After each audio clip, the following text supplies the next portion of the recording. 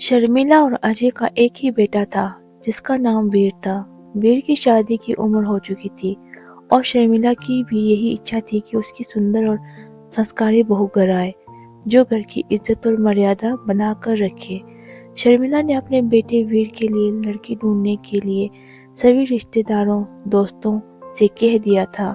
उसे एक बहुत अच्छी लड़की की तलाश थी जो घर को बनाकर रखे। वह अपने पति अजय से इसी बात की चर्चा करती है कि जब दुल्हन इस घर में आएगी तो घर कितना खुशहाल हो जाएगा। चांद सा टुकड़ा लाऊंगी अपने राजकुमार के लिए।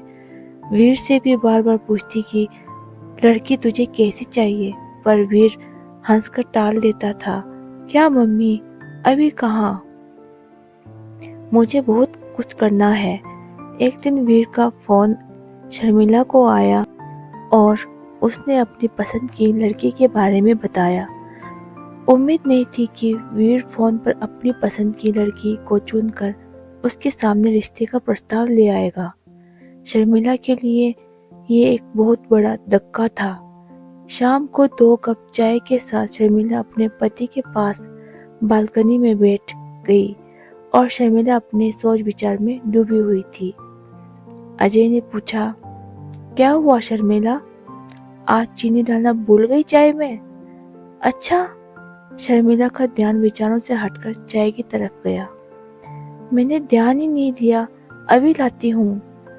शर्मिला चाय के लिए चीनी लेकर आई और चम्मच से कप में घुमाकर मिलाती जा रही थी। पता नहीं कैसी होगी वीर की पसंद, हमसे घुलेगी मिलेगी कि नहीं, मन ही मन में ये सोचने में लगी थी। अजय ने कहा, बड़ी चुप चुप हो, क्या बात है? नहीं, ऐसा कुछ नहीं। आज सुबह वीर का फोन आया था। उसने बताया कि माँ, आपको लड़की देखने की जरूरत नहीं है, मैंने लड़की पसंद कर ली है। शर्मिला ने पति को जब उसने वीर से हुई बातचीत के बारे में बताया तो वो पूछने लगे कि अच्छा, कौन है लड़की, कहाँ से है, क्या करती है, कुछ पूछा नहीं तुमने? शर्मिला ने जवाब दिया, नहीं, मैंने सोचा मिलकर बात करेंगे, कल आ रहा है।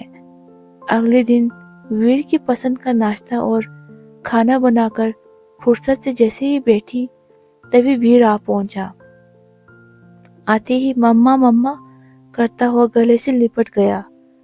क्या बात है, आज बड़ा खुश है? शर्मिला ने बोला।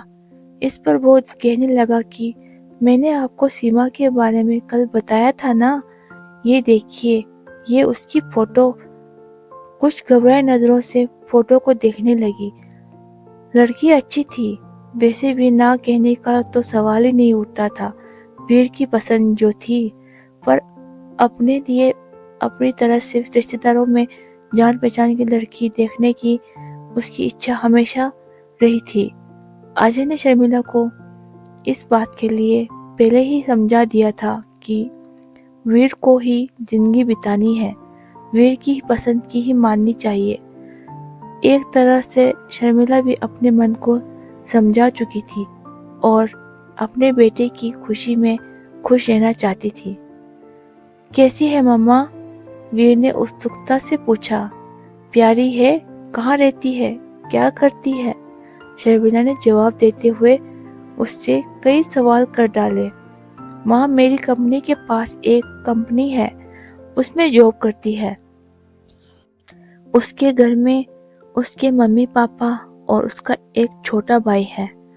आपसे मिलवाना चाहता हूँ।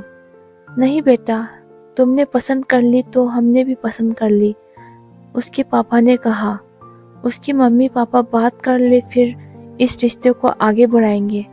वीर ये सुनकर बहुत खुश हुआ और सीमा के मम्मी पापा का नंबर तुरंत अपनी मम्मी पापा को दे दिया। कुछ दिन बाद दोनों का रिश्ता पक्का कर दिया। सीमा सांवले रंग रूप की थी, हाँ, आंखें जरूर बड़ी थी, लेकिन उसे देखकर शर्मिला को लगा कि मैं तो इससे अच्छी ढूंढ कर लाती। गोरी चिट्टी, पर मन महसूस कर रह गई। सगाई धूमधाम से हुई, शादी भी हो गई, पर शर्मिला को चिंता थी कि कोई मेहमान बहू के सामने रंग पर ना कुछ बोल दे।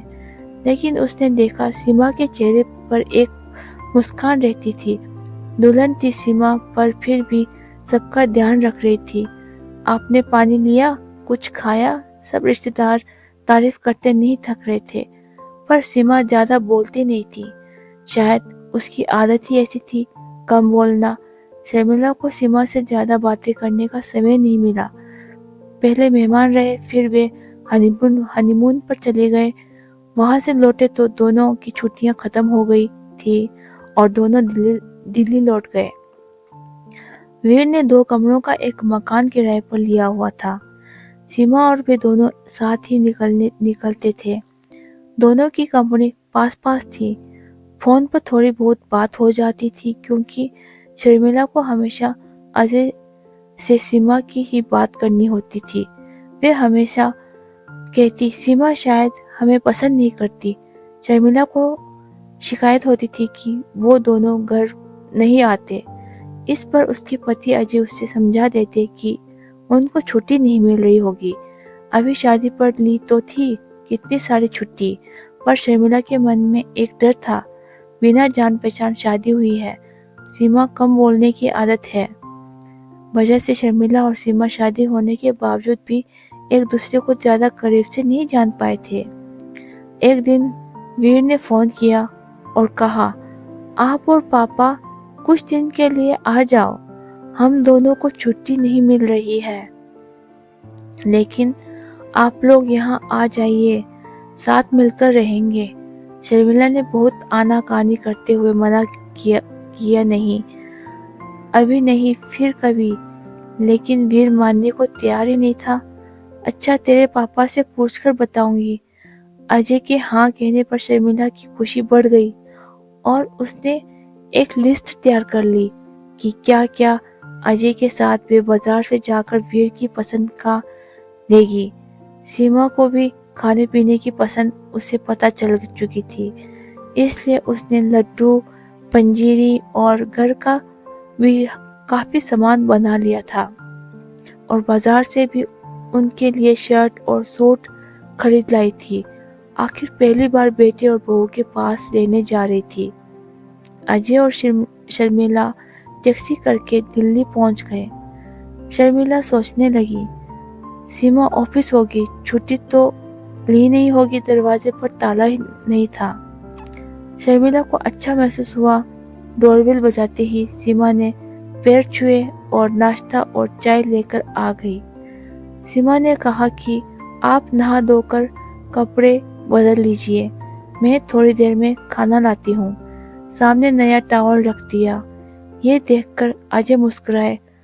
थोड़ी टेढ़ी निगाह से शर्मिला थोड़ी सी मुस्कुराहट के साथ नजरें नीची करके नाश्ता करने लगी। देखा, बहू कितनी समझदार है। अजय के ये कहने पर शर्मिला कुछ नहीं बोली। कहती भी क्या। शाम को जब वीर आया, सब खुशी से मिले। शर्मिला सामान दिखाने लग गई। सब खुश थे। वीर, शर्मिला और अजय की बातें कर रहे थे। सीमा अपनी इधर उधर के काम को समेटने में लगी हुई थी। बस एक छोटी सी मुस्कुराहट लिए रात का खाना बाहर से ही ऑर्डर कर दिया था। सबने मिलकर खाना खा पी कर सब सोने चले गए। सीमा ने 2 चादर, 1 जग पानी और गिलास सब रख दिया था। शर्मिला को मन ही मन में खुशी हो रही थी। जैसा उसने सोचा था, सीमा वैसी ही थी, घर को घर समझने वाली। अगले दिन ऑफिस था। वीर बताता था कि दोनों कॉर्नफ्लेक्स खाकर जाते थे। शर्मिला ने सोचा उन्हें कंपनी में मिल जाता होगा खाना, इसलिए कुछ ज्यादा खाकर नहीं जाते। उसने सोचा क्यों ना मैं अपने अजय के लिए कुछ बना लूं। तभी सीमा की आवाज से उसका ध्यान टूटा। माँ, नाश्ता रेडीमेड है। ढोकला वीर ने बाजार से ला दिया था। शर्मिला ने देखा, सीमा नया सूट पहनकर तैयार थी। ये वो सूट था जो शर्मिला लाई थी। सीमा ने आगे बोला, खाना बना दिया है, खा लीजिएगा। अपने दिए सूट में सीमा को देखकर शर्मिला को खुशी महसूस हुई कि सीमा ने दिए का मान रखा। सुंदर लग रही हो सीमा, शर्मिला ने धीरे से कहा और तुरंत बात पलट दी। अरे मैं बना लेती नाश्ता। सीमा ने कहा, नहीं माँ, आप क्यों काम करेंगी? अच्छा चलते हैं, कहकर गले लगकर ऑफिस के लिए निकल गई। शर्मिला ने सीमा की आंखें पढ़ ली थी कि बिजी होने पर भी छोटी छोटी बातों का ध्यान रख रही थी। सीमा, अजय सुनो, शर्मिला ने अपने गालों पर हाथ रखकर कहा। मुझे सीमा के गले लगने का स्पर्श देर तक महसूस हो रहा है। आज बेटी होती तो ऐसी ही गले लगती। अजय ने भी अखबार पढ़ते पढ़ते भावुक दिल से कहा, हाँ कहा। लेकिन अगले दिन अजय से शर्मिला कहने लगी, क्या फायदा आने का, दोनों को छुट्टी भी नहीं है और टाइम भी नहीं बिता पाते हमारे साथ। अजय ने हाँ में हाँ मिला दी। शर्मिला कहने लगी कि 1-2 दिन में हम चले जाएंगे। अगले दिन सीमा सुबह ही नाश्ता बनाने में लग गई। शर्मिला ने सीमा से कहा, तुम तैयार हो जाओ, ये मैं कर लूंगी। नहीं माँ, आज शुक्रवार है, हम दोनों ने छुट्टी ली है और शनिवार इतवार की तो छुट्टी होती ही है। हमारी 3 दिन आपको ये शहर घुमा देंगे। मन ही मन शर्मिला मुस्कुरा रही थी कि बेटे बहू के साथ पूरा दिन बिताएंगे। चारों घूमने निकल गए। जहाँ भी संभल कर चलना होता है, सीमा तुरंत शर्मिला को हाथ पकड़ लेती। 3 दिन पता ही नहीं चले। अगले दिन शर्मिला सुबह ही उठकर रसोई में आ गई।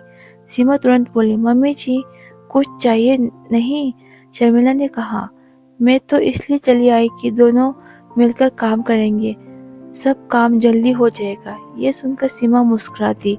दोनों ने मिलकर नाश्ता बनाया और सीमा ऑफिस के लिए तैयार हो गई। वीर और सीमा चले गए। शर्मिला अजय से सीमा की तारीफ किए जा रही थी और अजय मुस्कुरा रहे थे। तुम वही हो जो सीमा के लिए इतना डरी बैठी थी, शर्मिला धीरे से मुस्कुरा दी थी। शाम को वीर और सीमा ऑफिस से आए।